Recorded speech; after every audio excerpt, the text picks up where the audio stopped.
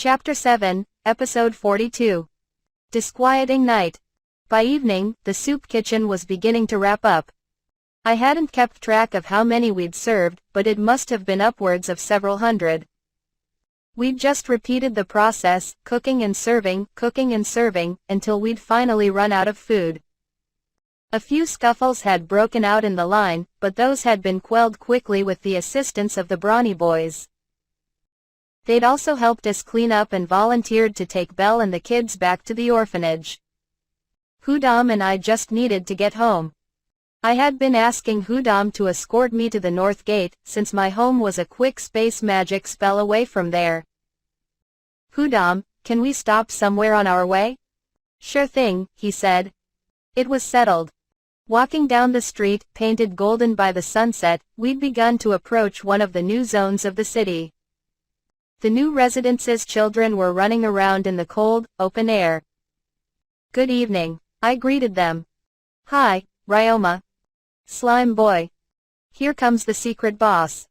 Secret boss? Was he implying that there was a non-secret boss around? While I contemplated this question, the kids waved their goodbyes and ran off, still full of energy.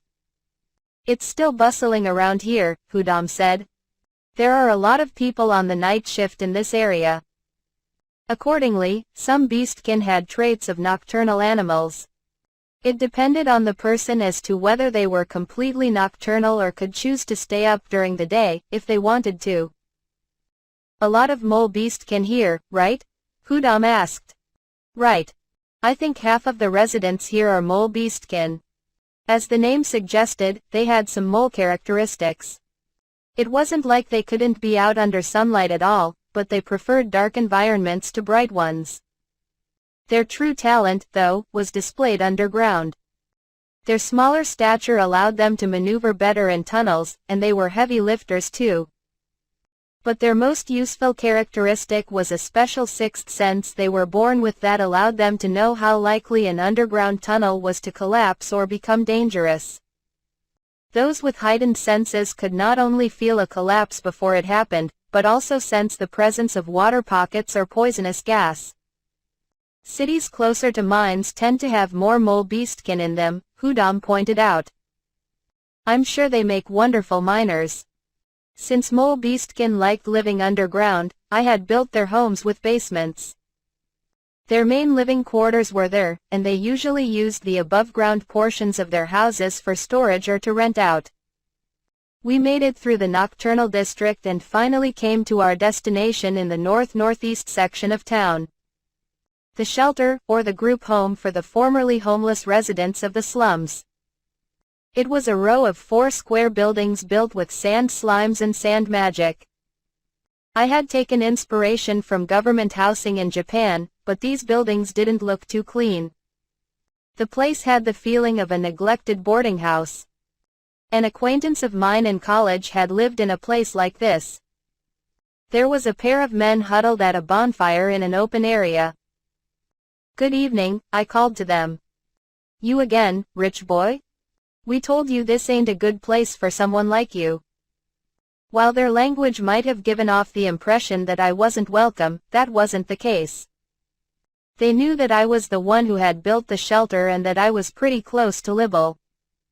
Besides, I always made a point to bring a certain little gift every time I came, which helped me get a warmer welcome. I brought the usual, I said. Could we talk for a bit? Talking's free, one of them said. The other turned to the building. Hey. The usual kid and his booze is here. Beckoned by that call, a crowd of people with cups and bowls emerged from the building. The sight of them shuffling out in layers of wrinkled and dirtied clothes secretly reminded me of a zombie film. In the meantime, I produced a few things with space magic. 3 large barrels of wine I'd gotten a good deal on the other day. 3 large barrels of a drinkable batch of white liquor that the goblins had mass-produced, and piles of lemon fruit and giger roots. I also brought out a box of tools and metal slimes. Leaving the white liquor alone, the metal slimes and I rapidly sliced the giger and threw it into the wine barrels. Heat. Stirring the wine with a stick I had brought out, I brought the drinks close to a boil with fire magic. I had only used the bare bones ingredients in a messy process, but now I had hot liquor and wine that was pretty darn enjoyable. I called out to the crowd, "Come on, line up. I have lemon slices to go with the hot wine, if you want one." "I'll take the wine, Chief," Hudam said. "All right, form two lines," one of the men said. "One drink at a time." By the time we were ready, there were already lines formed by those who knew the drill. We started serving the drinks. "We always appreciate it." "Ah. That puts hair on your chest." "Heh heh heh. Can't beat this on a cold day." We continued serving the drinks until the man I had come here for came out. "Can I trouble you for a cup too, sir?" The man wore a filthy wrap, and his hair was disheveled. While his face might have been handsome, he was completely unhygienic. He always called me, sir, and spoke in a weaselly manner.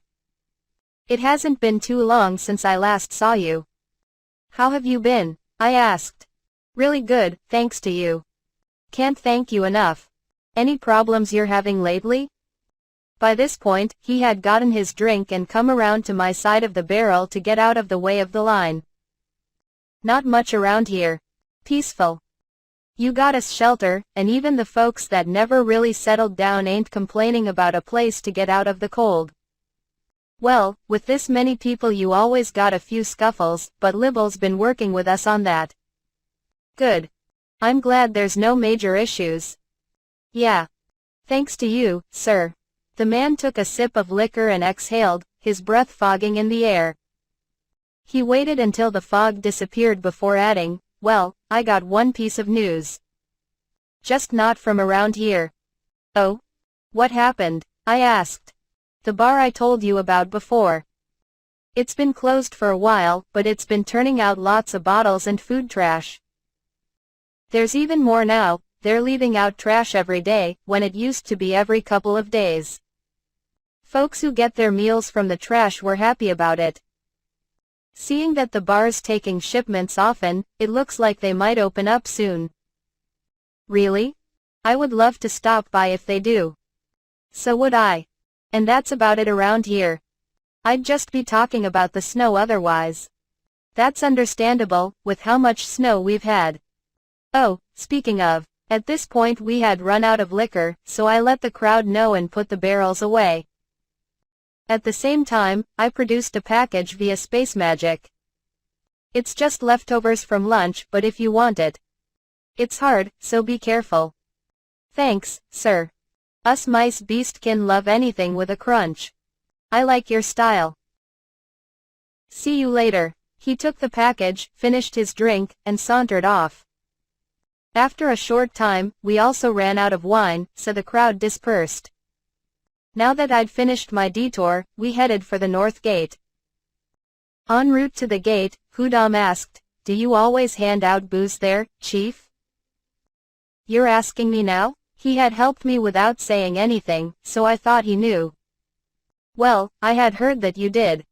"Oh, when you were investigating me," I said.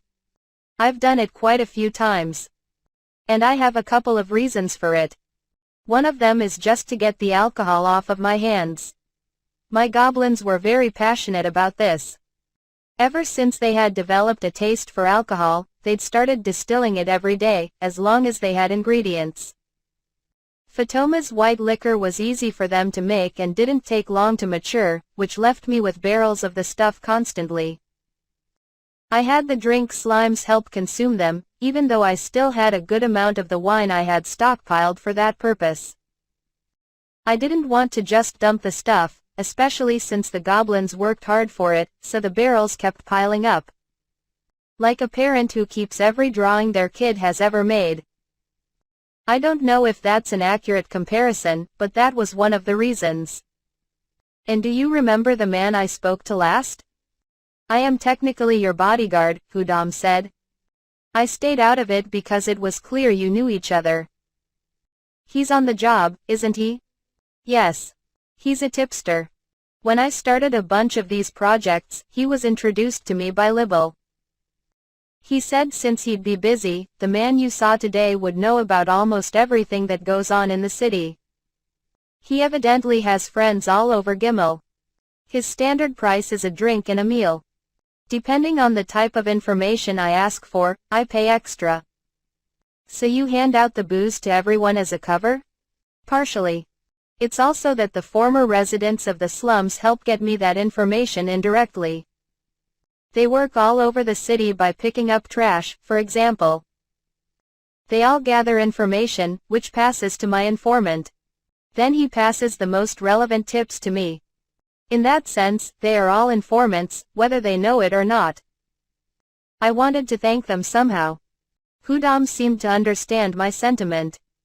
Any new tips today? Yes. Like we were talking about this morning, our enemy may be on the move. You keep that close an eye on them? It's not perfect, but they were suspects from the beginning. Even when our objective is to maintain the status quo, there's no reason not to keep an eye on them. I think the term is entrapment. You'd make a much better investigator than I do, Chief. I'm pretty good at managerial work, but you're much better at communicating with people. We've been working together lately, and I've seen you make friends with everybody. You think so? I'm just being myself, really. It's much easier than talking to nobles. Actually, there's plenty of nobles who are much better at reading people and manipulating conversations than I am. It's a prerequisite for them. I was feeling sick just imagining having to hold a conversation in the midst of nobles. I wondered if Elia was doing all right. In fact, the Duke and Duchess could be attending balls and functions as we spoke. I couldn't help but wish them luck. The conversation was getting grimmer, so I changed the subject.